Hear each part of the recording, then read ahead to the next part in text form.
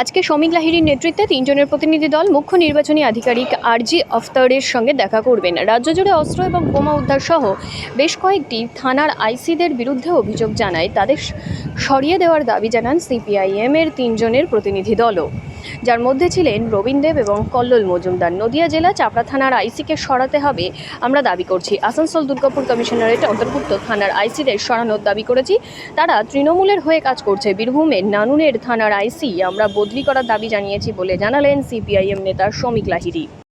আবেদন করেছে, সেই আবেদন রিজেকশন হয়েছে। কি কেন রিজেক্টেড হলো? কারণ তিনি মিছিলটা দেখে অনেক লম্বা রাস্তা ধরে করবেন, লম্বা রাস্তা ধরে মিছিল করলে পারমিশন দেওয়া হবে না। তো একটা লোকসভার প্রার্থী কি একটা পঞ্চায়েত ধরে মিছিল করবেন? পৌরসভার একটা ওয়ার্ড ধরে মিছিল করবেন? সেই কারণে রিজেক্টেড এবং প্রার্থীকে প্রচার করতে দেওয়া হলো না। দিকে দিকে এই ঘটনা ঘটিয়ে চলেছে বিভিন্ন জায়গায়, ব্লক অফিস, কারণ এরাই তো পঞ্চায়েত ভোটে লুট করেছে। আমরা স্পেসিফিক এই কেস দিয়ে আমরা বলেছি আরও কেস পাঠাবো।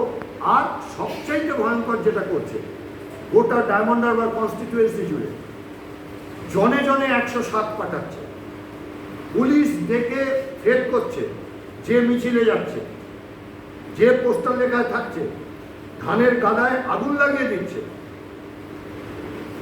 রেইন অফ টেরার বলতে যাবো যায়। কার্যত এই গোটা ঘটনা ঘটছে পুলিশের নেতৃত্বে।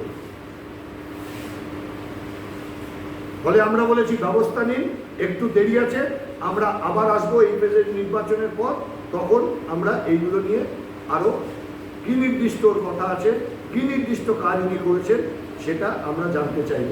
এও বলেছি আমরা, আপনাদের অফিস যদি নিষ্ক্রিয় থাকে অথবা আপনাদের অফিস যদি কোনোভাবে পক্ষপাতিত্ব করে, তাহলে জনগণকে নিয়ে আসা ছাড়া আমাদের সামনে কোনো বিকল্প থাকবে না। আমাদের বাধ্য করবেন না জনগণকে নিয়ে আপনাদের অফিসে আসতে।